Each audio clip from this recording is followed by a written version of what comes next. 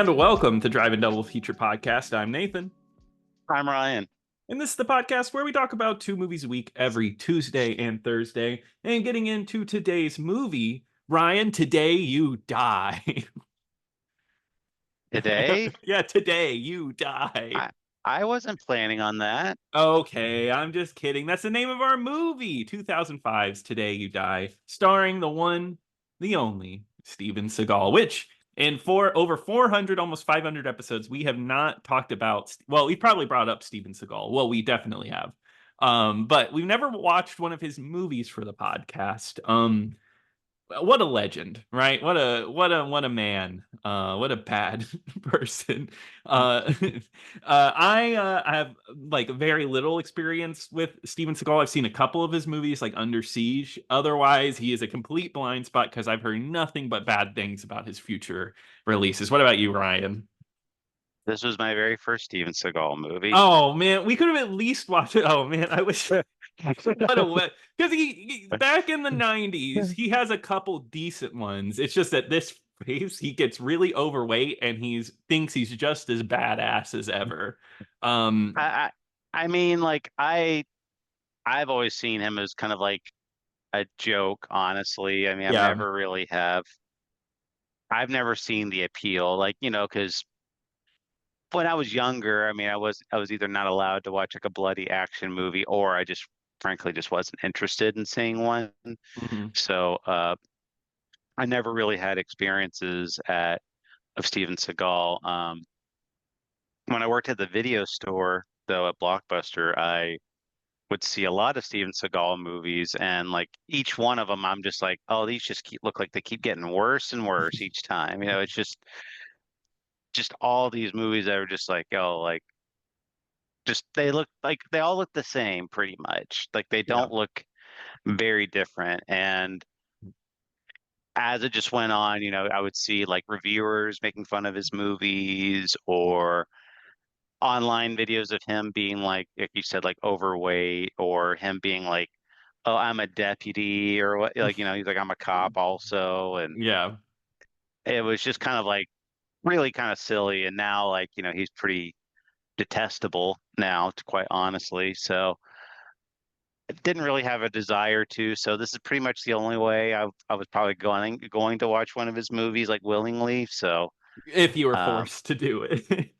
yeah, I mean, I wouldn't do it by choice. I wouldn't just be like bored one afternoon and put on a Steven Seagal movie. So yeah, this was my very first Steven Seagal movie. Wow. I honestly picked this one out of the bunch because it was just easy to stream. I wanted to watch one of his movies for no reason in particular. I was just like, oh, he's like someone that we haven't talked about. So we've talked about a lot of notable action people. So I was like, okay, let's look through streaming what's there. This is one of his most popular ones that was on streaming. Um, which is really funny because this was straight to DVD, just like this. And like you talk about that Blockbuster era, late 2000s, early 2000s, the 2000s in general, Steven Seagal's time to shine as far as like straight to DVD, back to back. And you're right. I look at the cover of this, I've seen this cover maybe 10, 15 times over of just him making the same movie over and over again. Well, I mean, just imagine like taking like all of his posters. Like there are some iconic ones, sure, like the Under Siege Of poster. I know course. what that looks like, Yeah. or Executive Decision. I know what Mhm. that looks like too. But I'm just saying, if it's like late career Steven Seagal, like if you just edited out the title and you just put like the poster for that, and you just be like, Mhm. what? And you had like a list of all the titles, like, okay, now match the titles to these posters. Like, I would love to Oh. see someone try to do that. That would be so tough. I couldn't even imagine. Even to like a Seagal head, I don't think you could do it. Actually, I would love to make that a challenge. I would I would love to see somebody do that and I'd give them $20. I'm gonna put that out there. If anybody send me an Hmm. email, send us an email if you think you could take the challenge. Um, but this one is Today You Die. This is actually my first Steven Seagal movie that isn't a 90s movie. So that's a whole different thing because I've heard a lot about these movies. First things first, Steven Seagal in this, I just want to get this out of the way right now. He is doing a black accent for the movie, which is something that he does in these movies, I've heard. And yes, he is acting, pretending to have a black voice and doing black mannerisms and saying words like that. It is so offensive.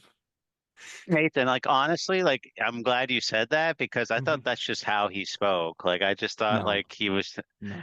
I mean I've seen him like in movies, I mean well not movies, but I've seen him like, in interviews and stuff like that. Hmm. I uh but I thought like maybe this is just what he does like in movies. Like this is like his movie voice, like him say like we need to No. talk some business and It's so bad. No, he does oh, not talk like that, or at least the Under Siege, or I forget. I've seen a few of his early '90s ones, and no, he does not talk like this. This is like something he does because he's got a rapper in this, and obviously there's a demographic for this movie. He's dating a black woman. He goes to prison. There's a lot of black people there. It's they're going for a certain angle here, I think, and he's trying to play into that, and I just think it's offensive more than anything. it's bizarre now that you say that. It's just Yeah. like it reminds me of I don't know if you've ever seen this, but like whenever Quentin Tarantino goes like on Mm. he's interviewed by like black people, like the way he speaks like Hmm. totally is different to how he normally speaks. Oh, yeah, that's like a thing. This is more of a social commentary, but like there's like certain people that like if they're interviewed by black people or something, they'll put on an accent because they think that's like I don't know, makes them. I don't know why they do that, but Tarantino does that exactly, and I think that's what Steven Seagal here is doing. But I can't believe no one told him no because like he also is like he drops a lot of and I'll yes I'll censor it, but motherfuckers a lot, It's stuff like that. It's really it's so goofy. But I guess getting into the rest of the movie, they wake up in bed together, him and his girlfriend, wife, whatever it is, and she has visions. She has dreams that tell the future. Pointless, absolutely what pointless.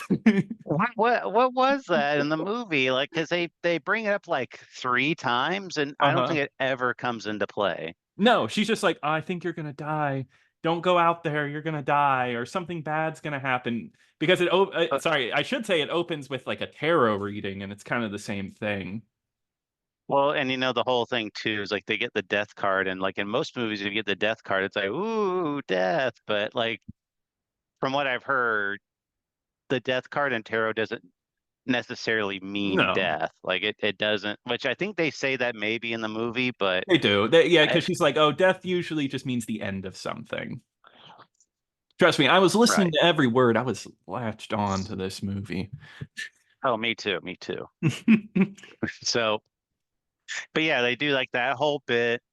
She has like some random visions like here and there, and then Hmm. they have like this the weird bit at the end Hmm. with like kind of takes on like a semi supernatural angle kind of, but it's it's a plot line that gets brought up and has zero effect on the story. Yeah, it has zero effect. It doesn't add stakes because like a way to do that is if she's having dreams and then it comes true or something, right? Like something happens and then you have like these stakes of like the dreams mattering, but the dreams don't matter. Instead, it's there for Steven Seagal just to calm her down. And I love the first scene of her waking up from the dream because Steven Seagal is wide awake, sitting up in bed, and then she's fully asleep and wakes up scared from her dream, and he's just like, "What's wrong? What's wrong, And man?" he's like fully clothed Yeah, he's fully too. clothed. Yeah, and he's whispering. Oh, he whispers every line. He's so hard to understand sometimes in this movie.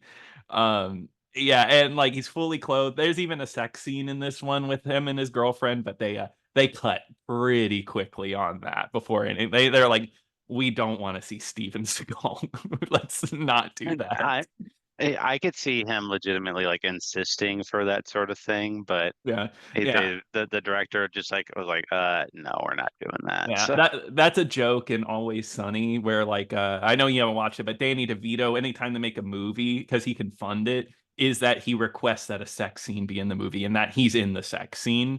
So I imagine that's what Steven Seagal is like, is I need a sex scene in this movie or I'm not making it.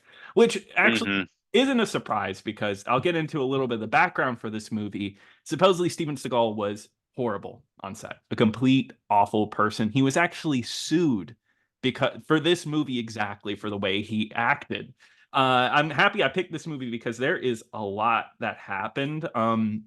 But pretty much Steven Seagal gets tied onto this project from the writer of this movie. I believe the writer was the director, and Steven Seagal did not like that and got him fired. Went behind his back, got to the studio, got the director fired, and then he hired the cinematographer that he liked as the director. But here's the thing, the director didn't want to make this movie. So the director only filmed scenes that Steven Seagal was in. If Steven Seagal was on set, he would direct those, and then there was a second director anytime Steven Seagal wasn't in a scene. So it's really weird, really weird. So there were technically two directors of this movie. Steven Seagal also rewrote the script for this movie multiple times. And that was without the permission of anybody. He left set late, or sorry, he left set early and he would show up late to set. And he basically ruined this movie. The other star in this movie, Treach, who's a rapper, he was really excited to work with Steven Seagal, was a huge fan of him, and Steven Seagal wouldn't speak to him and would only whenever they were in scenes together, and then he would leave. And it supposedly that really hurt his feelings. And the director tried to get all the cast and crew together. Supposedly he took a helicopter ride or something together to kind of get their spirits up because Steven Seagal was really that bad to everybody during the making of this movie, which is horrible. Come on, man. You're making a straight to DVD action flick and you can't just be a decent human being. That doesn't surprise me, honestly, because I mean, Hmm. I've heard stories about like his behavior, Hmm. and just how difficult he is to work with. But one thing too, I've heard is like SNL, like Steven Oh Seagal yeah. was hosted an episode of SNL, and almost unanimously, like whenever anybody that's a fan of the show or anybody that worked on the show, they're like, who was the worst host? It's Hmm. almost always Steven Seagal. Yeah, because isn't it like every SNL, I haven't gotten that far yet, but every SNL sketch ends with him like kicking everybody's ass. That's like always the end of every sketch from that episode. Right. He was just like a real big prima donna. He didn't want to rehearse and Hmm. whatever, like, and he wanted to rewrite all the scenes to where it included fighting or some type of thing in it. So it was just, he was kind of like they're basically just like, let's just get this over with or whatever. And that's how, like, right. Like, I don't, that's one of they don't really replay that episode or if any. No, yeah, because that's just terrible. So like it from the beginning, he's a bad person, and he was still getting work at this point. So I guess that behavior was allowed, right? Because he was still making movies, so he thought he could act that way. Um, Yeah. but he in this movie, he's a bank robber, doesn't go right, and because of his girlfriend, they actually leave and go to Las Vegas, where he goes straight. While he's there, he goes past a hospital, which says a closing sign, going out of business sign. Going out of business. Oh, Children's Hospital. And then out in a wheelchair is Chloe Grace Moretz, is a very Yeah. young child. I was very surprised by that. Um, so they get to Las Vegas, but he has a job driving a truck for a casino, just driving a lot of money. But one guy that he's working with decides to rob the casino, and Steven Seagal is actually forced into stealing all this money. Um, Leads to a car chase scene, which I'll actually say was pretty decent, pretty decently shot, going through the streets of Las Vegas. I'm only saying this because there's not a lot of good in this movie, so I have to point out maybe one thing that's okay to maybe not I mean, trash it. the action in that scene was halfway decent, I will say. Yeah. And there was some really funny parts though, Hmm. because they're driving and the guy Bruno is his name. That Yeah. he's got his gun pointed at Steven Seagal. He's just like drive, drive, like lose these cops type of thing. Mhm. And he's like, you want me to lose these cops? I got a way to, I got a maneuver to stop them. They're like, watch this. And he just rams into a camper like That's full right. force. Like that's like his like brilliant thinking. Like I'm just gonna like explode this Yeah. civilian's camper. I'm gonna kill somebody. That's my Yeah. trick. And then at the end, and then when it gets towards the end, like he just blows up a school bus too. Yeah, it's pretty awful. It's really funny. And there is one thing that keeps this movie going. I think this movie could easily be boring, but there's moments like that. It is pretty funny at times. Not in a good way, but it could be really funny just how awful this movie is. Like, especially Steven Seagal. Just his performance in general is one of the most laughable performances I've seen. The one thing I have to point out is some of the worst editing I've ever seen Oh in a yeah, movie too. so bad. There's like a lot of moments. I don't know if you noticed this, where like they would edit audio over, there would be like ADR or something, and it wouldn't match the lips at all. Like it was so off. No, I mean I imagine Steven Seagal probably didn't memorize the script, if any. Yeah, no. Uh, and there was like moments too where he would be like talking to somebody, so it would just be like a shot of him and then like another shot of the other person talking, and the way they would speak to each other, it was almost like they weren't in the same room. Which makes sense whenever you know that Right. only there's only one director here for Steven Seagal's parts. Right. So like when he's just like there's one scene where he's like sitting at the table with that agent or whatever, and he's Mhm. just like it was a very weirdly paced conversation. Yeah, I totally agree. And I think it makes more sense when you realize that they did this movie It probably like does. just cobbled together the best that they could with their like what they had. But yeah, he's interviewed by an agent because he stashes the money, but he still ends up going to prison. So it ends up being a prison movie for a little bit where he deals with prison life while everybody's trying to get money. It reminds me of the movie Wedlock, actually, which we covered earlier this year where Oh Rutger yeah. Hauer had money and even the warden's trying to get the money, which is what happens here. Um, but Steven Seagal feigns that he has memory loss, so he doesn't know where the money is.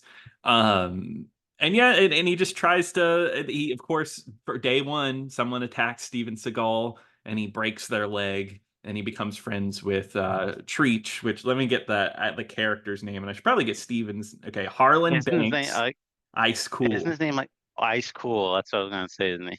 Yeah, good old Ice Cool. Um, and they work it out where they can escape prison because just because there's a helicopter that's coming and they can leave.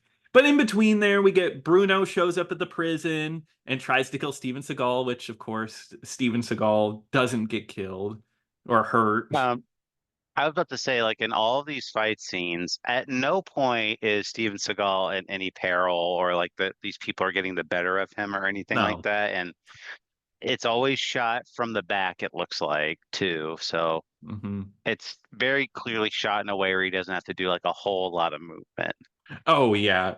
I noticed that so much because that's like the thing. Like in his earlier movies, at least you get some martial arts or a little bit of fighting, whatever the hell he does.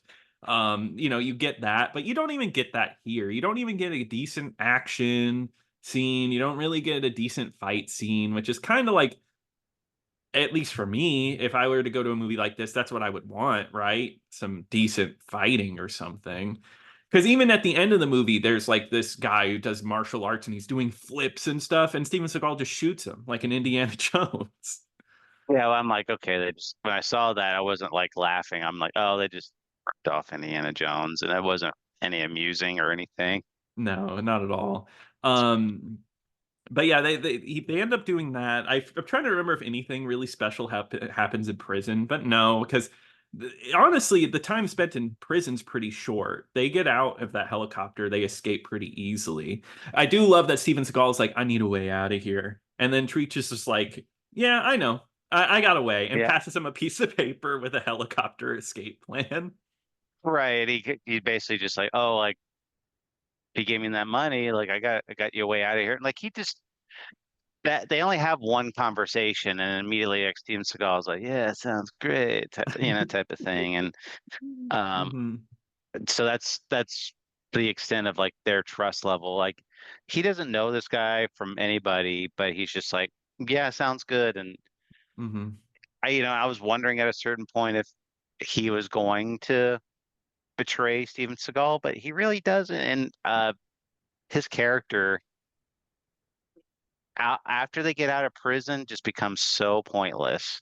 Yeah, exactly. He's just like just somebody that tags along because he's there for the paycheck. Because once Steven Seagal gets the money, Ice Cool is going to get a little bit of that cut. But he just becomes pointless. Like he's just like subside, even to the point where like later there's a scene where Steven Seagal tortures somebody to figure out where like the crime boss is at, and Ice Cool just comes in and shoots the guy after he leaves him behind. He's like, "Oh, I don't leave any loose ends," and shoots him.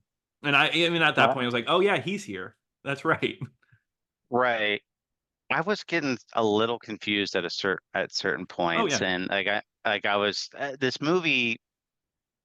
Like I felt like I was like, wait, was I just not paying attention to something or whatever? But because the whole point was like, uh, Max is the main bad guy in Mm, this movie, and they set up Steven Seagal, and the second half of this movie, after Steven Seagal gets out of prison, becomes like a murder revenge plot where he's wanting to kill the people that wronged him. hmm.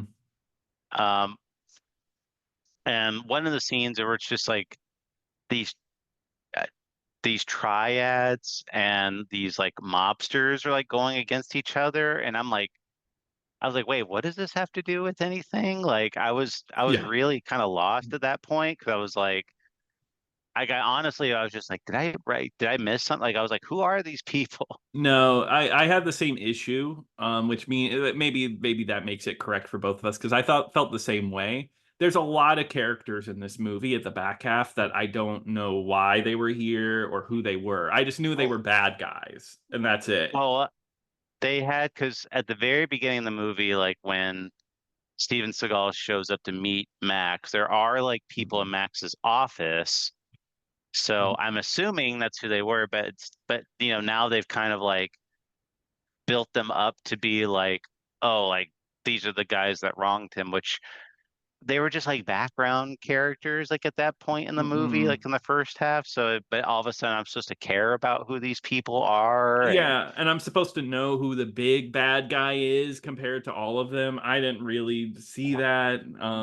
well, because he says like in the when he gets arrested, they they're like, oh, well, where's that money? And Steven Seagal's like, oh, well, go ask Max. And they're like, Max is dead. And that's the And common phrase through the whole movie. yeah, so but then immediately it's revealed that he's not actually dead, and that Hmm. didn't really have any bearing other than to throw Steven Seagal into jail. Yeah. Which is like you said, it just feels so mixed up in the end. Like just a lot of it doesn't make sense. And I wonder if Steven Seagal was actually there. Maybe scenes were better put together. It would make a little more sense, especially with like Steven Seagal's the one who starts that gang war between the Chinese people and I think like Italians. One of my Hmm. favorite lines though is from that scene where the Asian people walk in and the white people are like, they're taking like some money or something, and the white people they say, what, get your Chinese American ass out of here, which is like the most politically correct way to say that.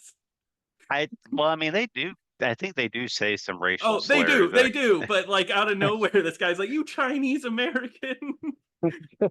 I thought that was funny. There's of course humor throughout this whole thing because it's Steven Seagal hanging out with Ice Cool, and I think there's one bit where Steven Seagal's like, This is like driving Miss Daisy." It's like I'm driving you around. I don't know. It was so bad because there's a lot of scenes like that. There's a lot of driving scenes just with them two hanging out in the car. Oh, it should have been something like Ice Cool, like he says the N word in this movie, and I wouldn't Yes, been. yeah. I was like, I was waiting for Steven Seagal to Oh say yeah. it at a certain point, and then be like, oh no, it's okay. He said I could say it. Like, Yeah, I have a pass or something. I yeah. wouldn't be surprised Steven Seagal would think that. Oh yeah, that's how some people think. It's just like, oh, since one guy said it was okay, it's totally fine It's too. totally fine. But anyway, yeah, I was really, I mean, this movie is bad in case you haven't figured it out yet, but Hmm. uh yeah, it was just very incomprehensible Hmm. plot where I was just kind of like, huh, like what? And then they interspersed it with scenes that of his psychic girlfriend Hmm. that didn't really have any bearing on this, which uh, which apparently she's a murderer too, because like they're like, oh yeah, there's she was something like, yeah, there's been some disturbances or whatever, because like people are like trying to That's right. break into his house, and she just straight up That's kills them. right. That's a really weird scene. That's like very poorly edited, where she just shoots some people, and she takes care of business, as Business. he would say, and yeah, that she's a killer, and then it all leads up to a big like standoff because oh yeah, there's cops involved in this too. That goes way up the chain. There's two women cops that look exactly the same in this movie. Like they're in a room together, and I was wondering why I was confusing these two characters. It's because they look the same, and they yeah, it's a big standoff, big action packed moment at the end. Action packed in quotations. I won't tell you that anything exciting happens here. But what was up with like the Well, big bad guy that was kind of like Satan?